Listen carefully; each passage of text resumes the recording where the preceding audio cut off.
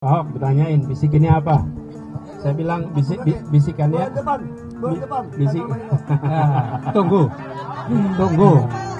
Pengusulan pasangan calon presiden dan wakil presiden oleh partai politik atau gabungan partai politik peserta pemilu tidak didasarkan pada persentase jumlah kursi di DPR atau perolehan suara sah secara nasional. Benarkah presiden threshold 20% dihapus merupakan kejutan yang dijanjikan Anies Ahok?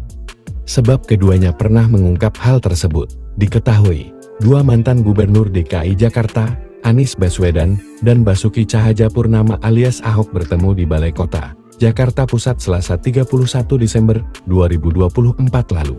Keduanya tampak akrab bersama dengan ex-gubernur Jakarta lainnya, yakni Sutiaso, Fauzi Bowo, dan Jarod Saiful Hidayat yang digelar pemerintah Provinsi Pemprov Jakarta.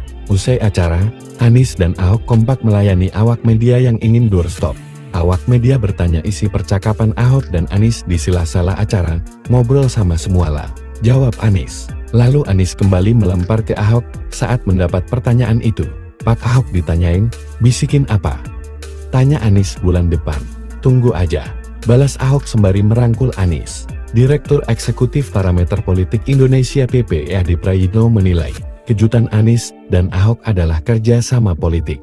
Kalau mau jujur, saya melihat ada kecenderungan bahwa keduanya akan bekerja sama di kemudian hari, ujar Adi Rabu 1 Januari 2025. Sebab, Pilkada DKI Jakarta menjadi ajang rekonsiliasi politik antara Anies dengan PDIP dan Ahok khususnya. Sementara itu, Ketua MK periode tahun 2003 sampai tahun 2008 Jimli Asidiki mengatakan penghapusan presidensial threshold bakal memperbaiki demokrasi di Indonesia.